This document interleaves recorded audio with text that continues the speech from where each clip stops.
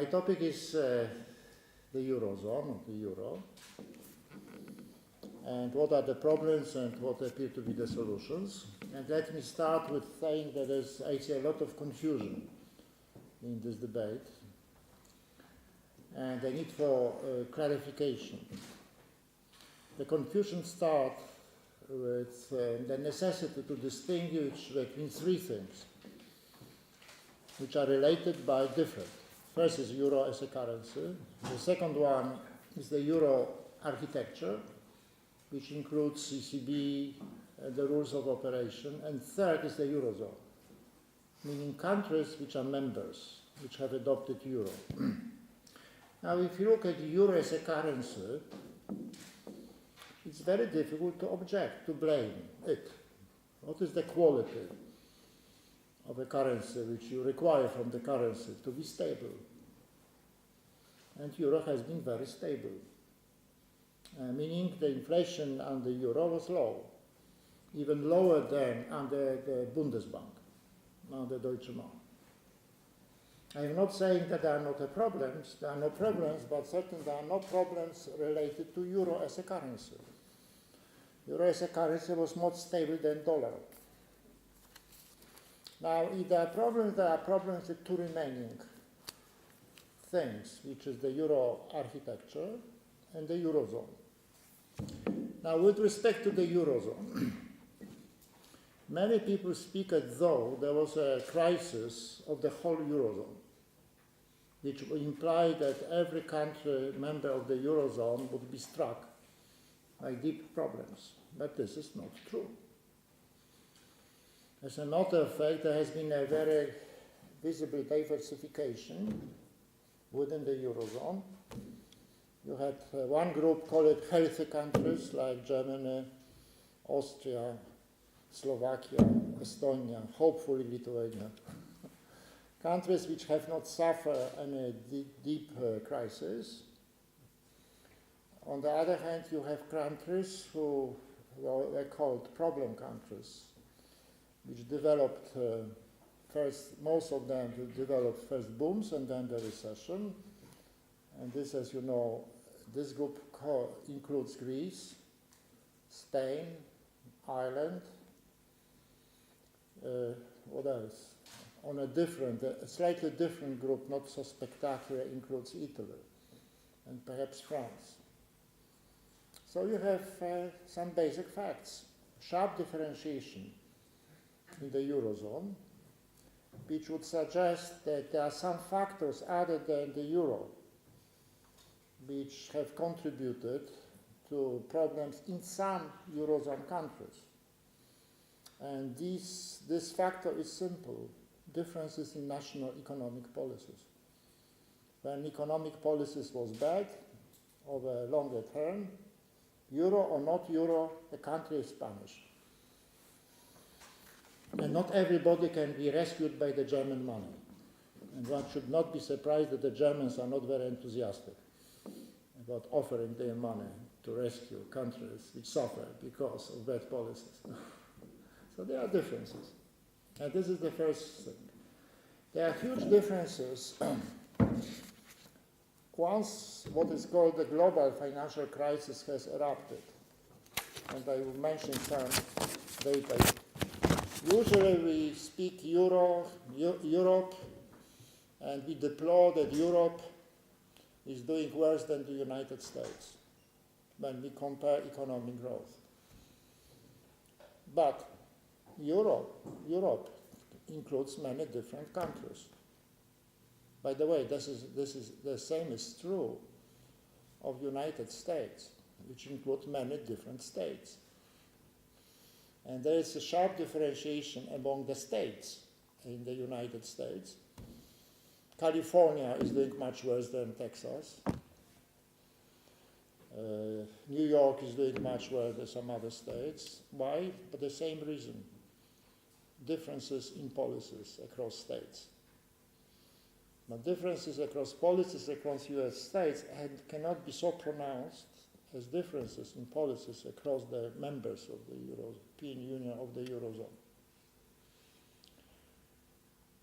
It is not to be denied that in some countries of the Eurozone, certain problems have occurred. And let me discuss what were these problems first, and second, the question which is much more speculative, but we can make some empirically based remarks whether the occurrence of these problems in some countries of the Eurozone has anything to do with the Euro architecture.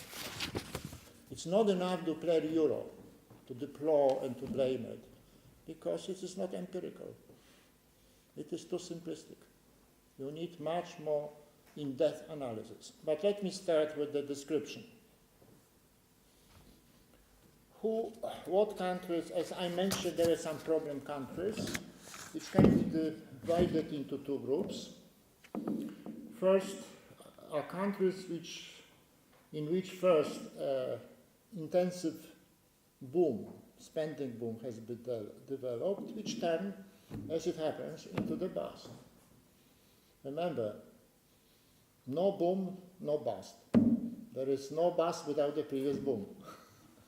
So one has to look at this good period, when everybody is happy, when spending is rising. Always, when spending is rising fast.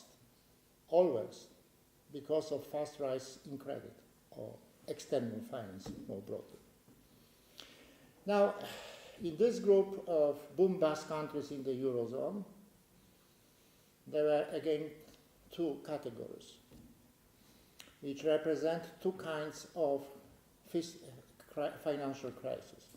The first category I call fiscal to financial crisis, and the best example is Greece.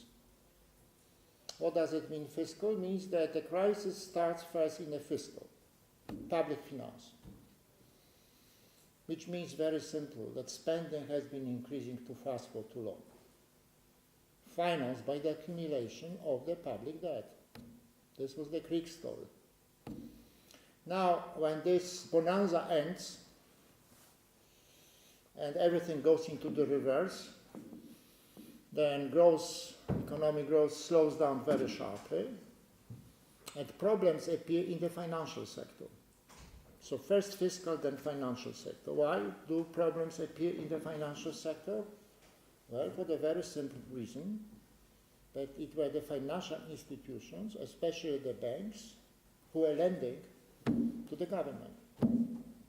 And runs into difficulties, the lenders to the government are affected too. In Greece, it was first the Greek government which went practically bust, and then the Greek banks. Why? Because they were lending happily to the Greek government, encouraged by some perverse international regulations, which are called Basel I, II, and III. They are still in force. Okay. Now, what is the conclusion? How to reduce the likelihood of this fiscal to financial crisis? Well, whenever there are fiscal crises, they are not caused by free markets. They are caused by bad politics. So you have to monitor politicians much more closely. There is no substitute for that. And Brussels would not do the job. It's not sufficient. So one needs watchdogs in every country, plus more room for monitoring and discipline by the financial markets.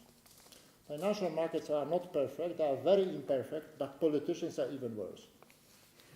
And bureaucrats are even worse. So it's a comparative analysis. And the impact of financial markets should not be crowded out by various bailouts. The second category of boom-bust countries in the Eurozone is represented by Spain, Ireland. Yes, I think Spain and Ireland are. Here, there was a financial to fiscal crisis, meaning that first it was the housing boom. The housing credit was growing too fast, everybody was happy again. Housing prices were increasing, and then the music stopped. And everything went into the reverse. Then, all of a sudden, banks have discovered lots of bad loans. then there was a radical slowdown in the economy. And because of a radical slowdown and previously increased spending in the bonanza times, all of a sudden you have an eruption of budget deficit. So you have a fiscal crisis because of the previous financial boom. For example, in Spain, during the boom they have a balanced, ostensibly, seemingly balanced budget, which turned into a huge deficit just 2 years after the outbreak of the crisis. And the deficit was in the range of 8%, 10% of GDP. So huge and very sudden. Now, many superficial analysts blame the markets. You know, in capitalism, many people like to blame the markets and capitalism and say, look, since it was the financial markets which offered this credit, it must be the financial markets who are to be blamed. But you know, people behave depending on the incentives. Under socialism, everybody seemed to be lazy. But was it because people were lazy in the nature? Were we lazy in Poland or Lithuania some 25 years ago? Well, once we changed the incentives, these lazy people started, some of them at least, started to work like crazy. So behavior depends on the incentives. And the behavior of the financial participants of the financial markets is very heavily influenced by public policies. So if public policies are wrong, they distort incentives, and they encourage people to borrow too much, especially households, and they encourage financial markets to supply too much credit. And this is a separate story. Let me only say that it has more than 10 different wrong policies have been identified before in last years as leading, having led to the distortive behavior of the financial market participant, and as a result to the excessive growth of credit in the house. Now there's a bit different story in small countries like the Baltic countries, because I admit Scandinavian banks have committed grave mistakes because Scandinavian banks, I understand, are heavily represented here. The question is, and this is an empirical question, could the banking supervision do a little more to slow down the excessive growth of credit? But this is a side remark. On the whole, you have to look at wrong policies which distort the behavior of lenders and borrowers in the financial markets and lead to the boom. Now, this is the first category of problem countries in the Eurozone, as I mentioned. Countries which develop two different kinds of boom-bust, but there's another one. Countries which have been laggards in economic growth, stagnating or growing very, very slowly during the last 10 or more years. And country number one in this category is Italy. And country number two is increasingly France. Now, this is just a description, not much analysis. Let us come to a bit of analysis. And the question is this: has the architecture of the Eurozone contributed in any way to the emergence of the problem countries in the Eurozone? Well, at the first sight, you can say no, because you can easily point out to countries which have developed problems not being members of the Eurozone. United States, starting with the subprime crisis, which again was due to wrong policies, which have accelerated the growth of credit. Britain, an acute, intense housing boom, which turned into the bust, to be contrasted with Sweden, which there was no, this time was no crisis, and US should be contrasted with Canada. So the preliminary observation would be that problems occur both in Eurozone and outside Eurozone. But this is pretty trivial. It's true, but not very original. Much more difficult question, as I said, is whether there was something in the Eurozone architecture which might have contributed to the emergence of problems in certain members of the Eurozone. So it's no point in blaming euro in general terms. It's a nonsense. It's not serious. You have to dig much more deeper to see whether there was something. And I think there is something, and I am following observation of a few empirically minded people, and this something which have contributed to the emergence of the problems in the Eurozone is called excessively cheap money. I mean very cheap credit, which became available to the members. In practice, first of all, who has benefited from this suddenly cheaper credit, which was available and have led to the increase of the demand for credit? It was not Germany or Austria, because even before Euro, the credit was cheap because they were disciplined countries. Yes, which were the countries which obtained the windfall gains? Greece, Italy, Spain, to some extent Ireland.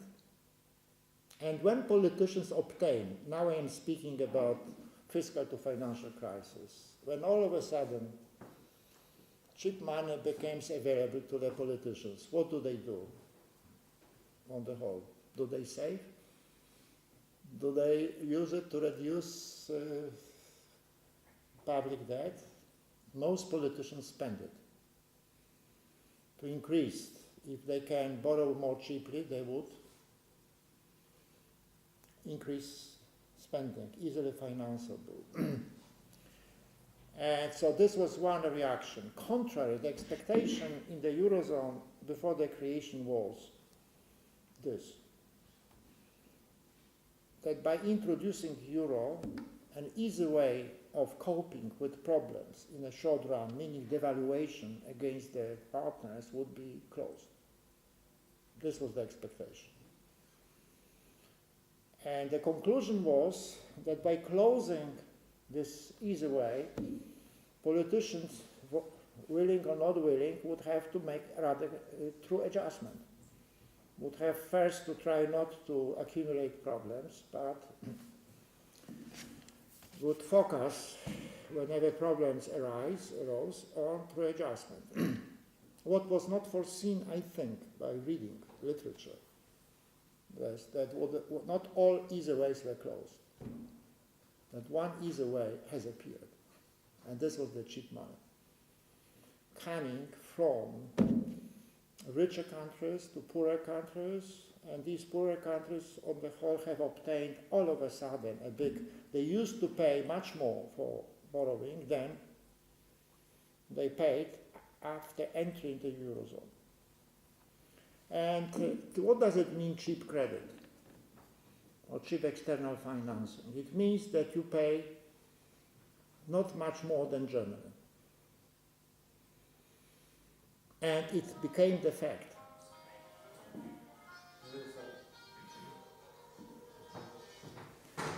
If you look at the credit spreads for Greece until almost the Greek crisis, compared to Germany, the spreads are less than 1 percentage point.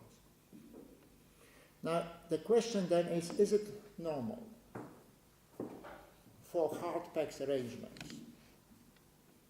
Or were these radically reduced credit spreads, which led to lots of cheap money, a product of misguided markets?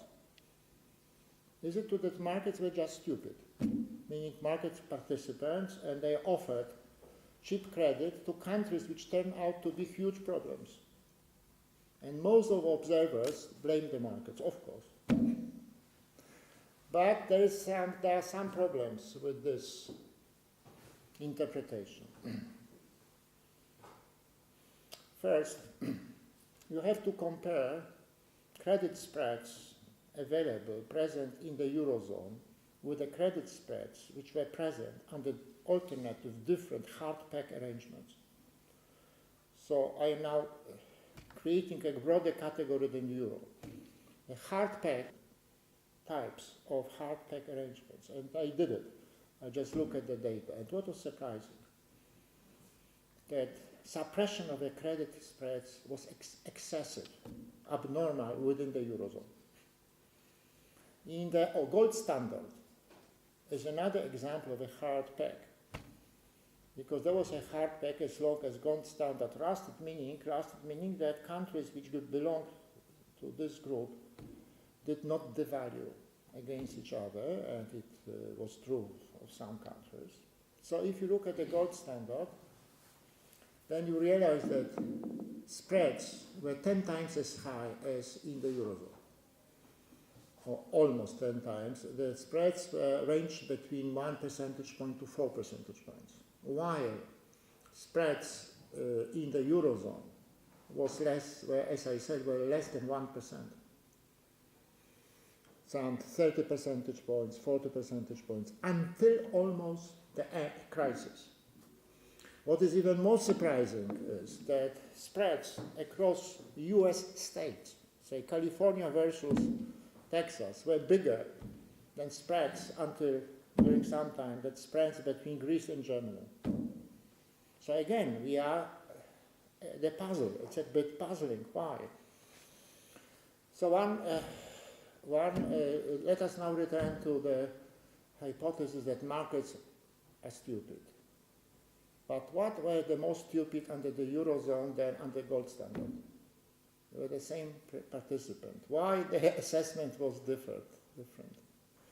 One possibility is that under gold standard there was no bailout, and markets believed that there would be no bailout, meaning that a bankrupt country would be bailed finance, yes, and that was credible. This was credible.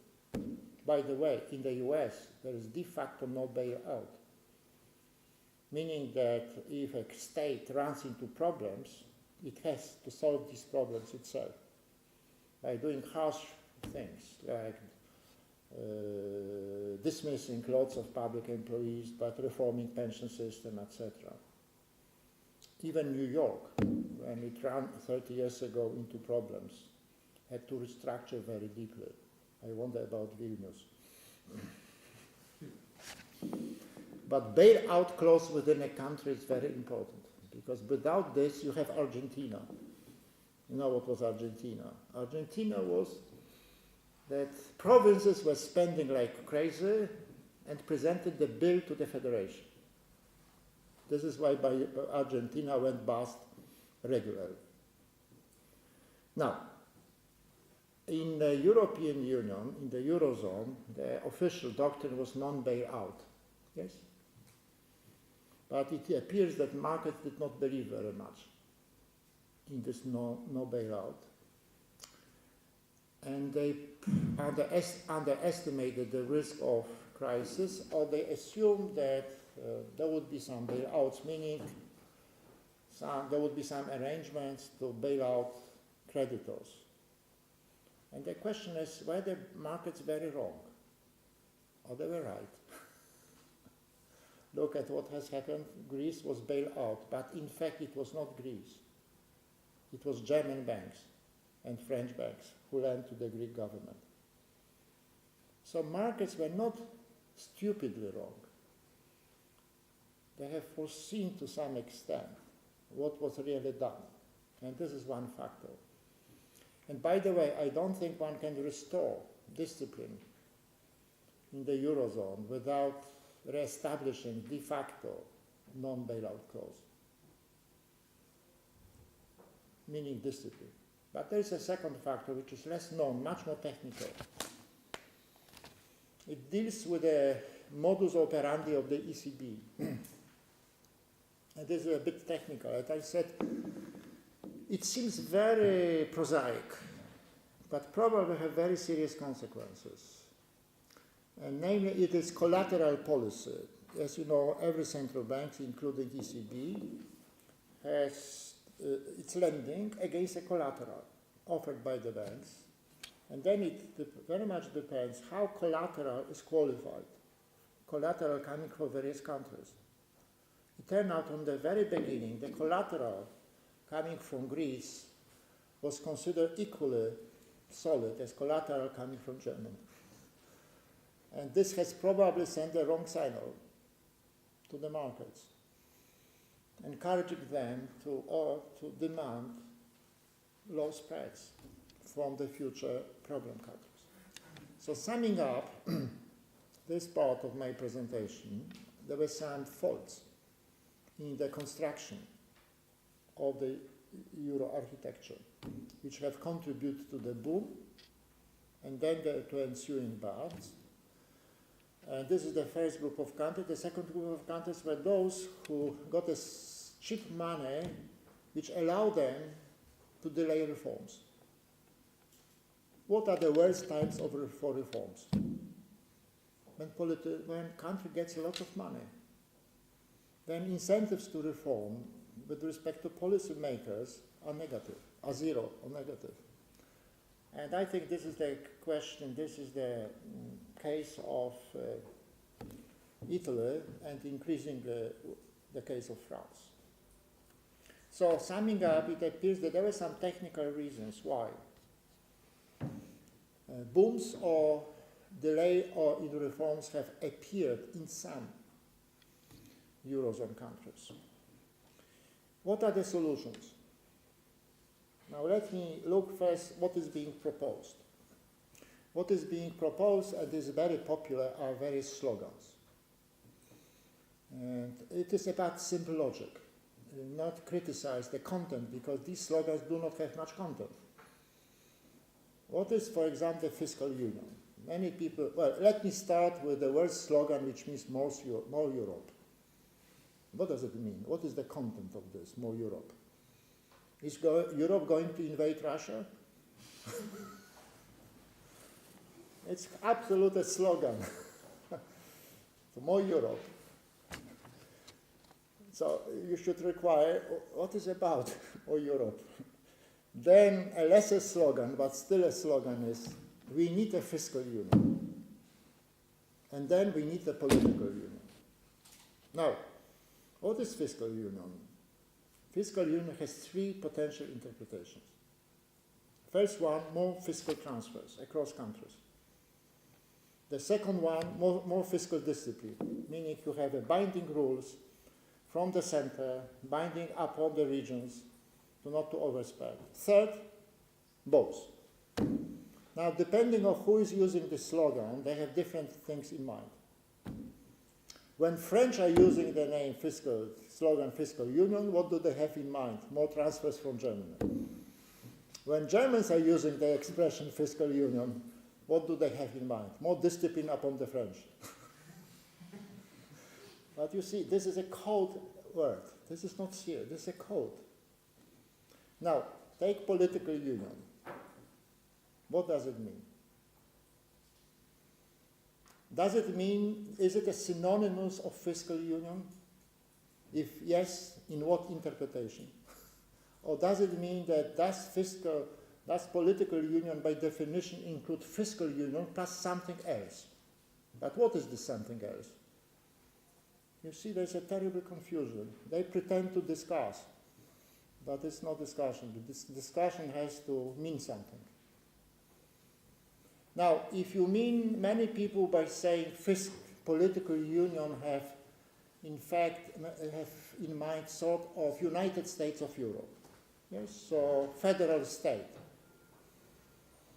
Now, regardless whether you like it or not, you should ask an elementary question, is it feasible? Now, I am quite sure that increasing transfer across countries is not feasible, politically. And it's not necessary, by the way, but not feasible. Why?